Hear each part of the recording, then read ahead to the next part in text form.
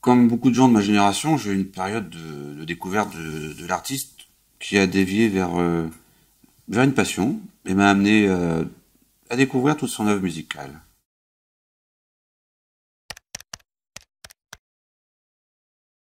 C'est le ton qu'il a employé. Il était en décalage pour l'époque, il ne pouvait à mes yeux que susciter l'intérêt. Je le sentais en phase avec son état d'esprit.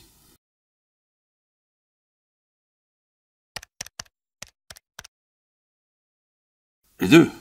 Il a choqué à son époque, mais si on le remet dans le contexte d'aujourd'hui, je ne suis pas sûr que cela ait le même impact. En revanche, il a été précurseur dans le sens où son état d'esprit a déteint sur la génération suivante, dont je fais partie. Je veux en venir à l'appellation de mon spectacle. Un Gainsbourg peut en cacher un autre. Un Gainsbourg.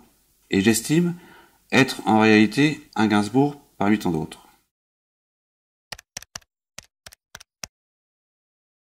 Complètement. J'estime que son œuvre appartient à tout un chacun. C'est même une attente du public de le partager.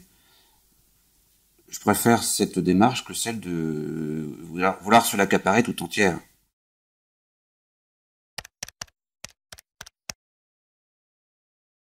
Tout à fait. C'est redistribuer le personnage, tel que je le perçois, et à travers le filtre de ma personnalité.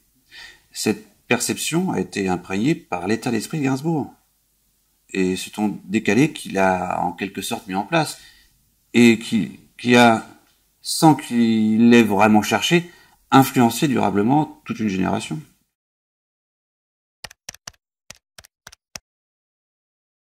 Probablement, à une certaine période, alors, il y a eu une certaine boulimie de Gainsbourg qui a débouché sur une phase de digestion,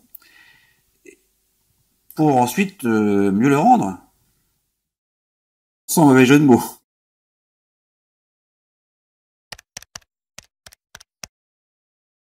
Par amour, tu peux aller du dégoût à l'appétit, et de l'appétit au dégoût. No comment.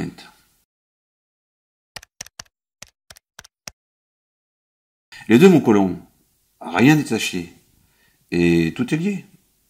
Ça a été l'un des premiers à poser ses mots sur sa musique de manière précise et mesurée. Alors qu'à l'époque, il y avait soit de bons paroliers, soit de bons mélodistes, mais rarement les deux, ensemble. De plus, il avait l'art de minimiser ses phrases, d'être concis, mais il en disait beaucoup, il avait beaucoup de sens.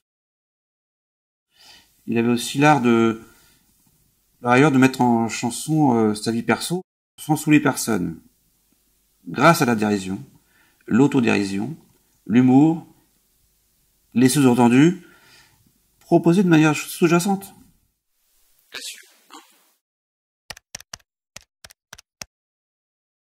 Ami précieux, j'ai toujours été séduit par l'art du spectacle vivant, qui allie chanson et dire.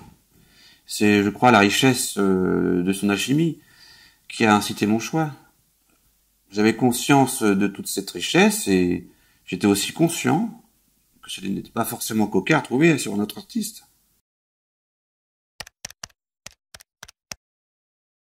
Aucune, mon Polac.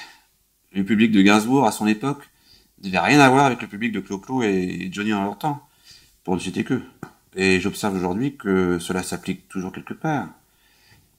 C'est pour cela que je préfère parler pour mon compte de comédien interprète plutôt que de parler de sosie.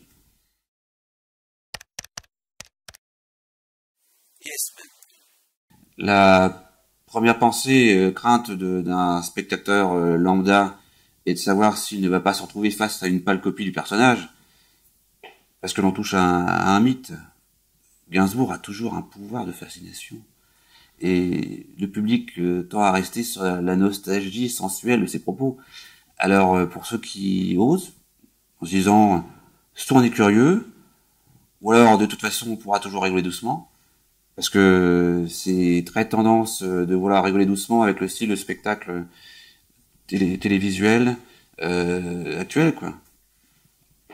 Bref, En tout cas, les spectateurs se retrouvent face à ma démarche qui les surprend, car ils ne s'attendent pas à ce que je développe ma personnalité.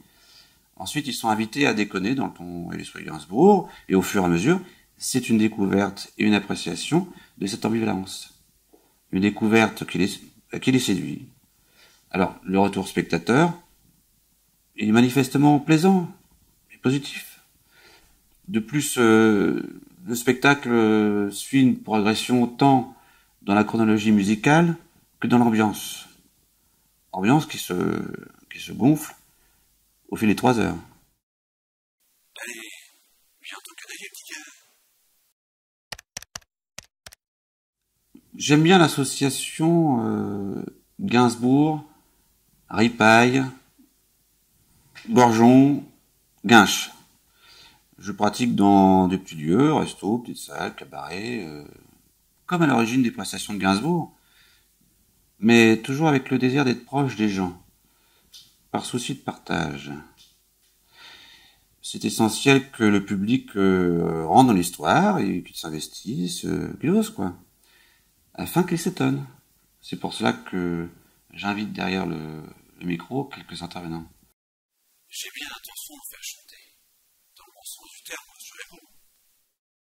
Alors, je ne demande pas de prouesse particulière, et à ce moment-là, le duo improbable devient un moment unique. Ouais. C'est en quelque sorte un one-man show participatif. Bon, maintenant, je n'exclus pas l'idée de le faire avec une bande de lascar musiciens. Hein. Bon entendeur. Bah, je me suis regardé dans la glace. Je me suis dit, oh, je crois que je suis assez moche. La laideur serait supérieure à la beauté. C'est qu'elle dure. Ça va.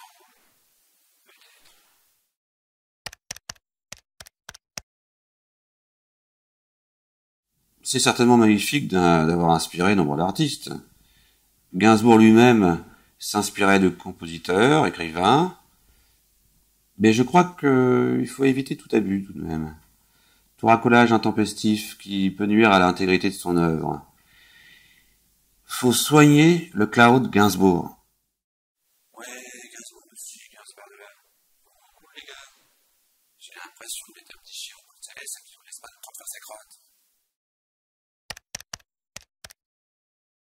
Oui et non. Oui, parce qu'il s'enrichit au fur et à mesure des représentations. Je fais référence au côté participatif qui m'inspire à l'occasion. Et aussi, certaines chansons viennent en remplacer d'autres. En plus, l'expérience, la maîtrise de l'appréhension, l'assurance et l'aplomb sur scène en sont les conséquences. Et enfin, non, car la trame du spectacle est sensiblement la même. Il y a aussi les incontournables, le poinçonneur, Elisa, Bonnie and Clyde, Harley Davidson, Je te mal plus, etc. Affirmatif. Une progression crescendo.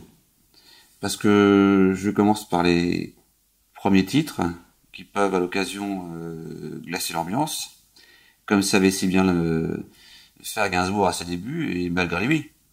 Pour ensuite aller vers des titres plus connus et fredonnants, qui apaisent l'air ambiant. Ensuite entr'acte, après Gainsbourg arrive avec sa provoque et son second degré, orné de quelques chansons pour aller vers des titres ambiance et finir en danse collective, notamment sur 2 morceaux, New York USA et Ambassadeur. Ou d'ailleurs, je m'explose au djembé. C'est le clou final. Maintenant, il peut y avoir un rappel qui se barre funky. Gainsbourg initial, parce qu'il y a, je crois, plus de profondeur dans les textes de ses débuts. S'il y a art majeur, c'est plutôt dans Gainsbourg de cette époque. Mais aussi Gainsbourg, pour le côté délire qu'il permet.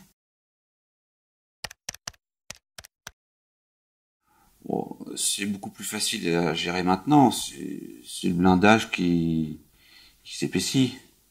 Seulement, il y a toujours l'appréhension de savoir si toutes les conditions d'approche sont réunies, mais le début du spectacle et son côté glacial peut me revenir en pleine face et du coup me mettre mal à l'aise. Mais après, c'est du velours.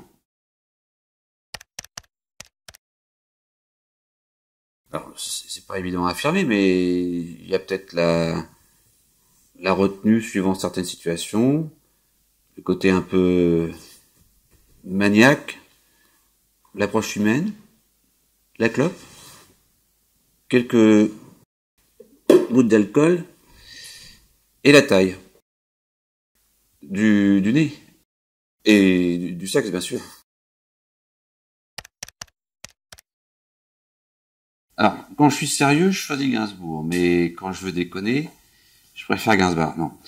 Je pense savoir faire la part des choses et être suffisamment avisé pour m'en détacher. Il faut maîtriser ce jonglage. Gainsbourg et Gainsbourg ont un vestiaire permanent chez moi. No problème. Le snobisme, c'est une bulle de champagne qui hésite entre le rho et le P. Alors, si Gainsbourg le transposait aujourd'hui, il pourrait dire le snobisme, c'est une poussière de coco qui hésite entre la narine gauche et la narine droite. Ouais, mais jamais en dehors du service. Ah ouais, mais je compte me mettre ouvert. Me raser, me rase. Je trouve pas loin, pas tout berger.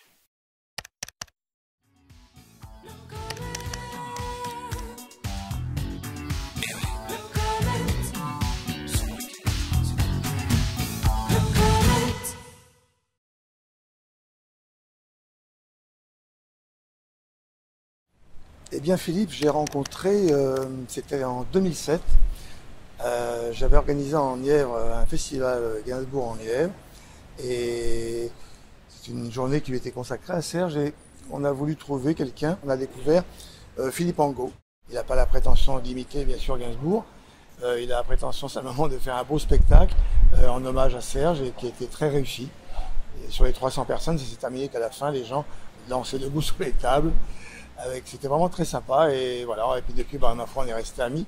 Le spectacle, ma foi, il a mis le feu à la salle parce que réellement il a mis une telle ambiance, parce que je le redis, c'est pas le fait d'imiter, attention, il se prête à chanter des chansons de Gainsbourg et à mettre une certaine animation, mais ça se prête bien et moi j'ai gardé un très bon souvenir de cette soirée, donc du mois de juillet 2007, voilà.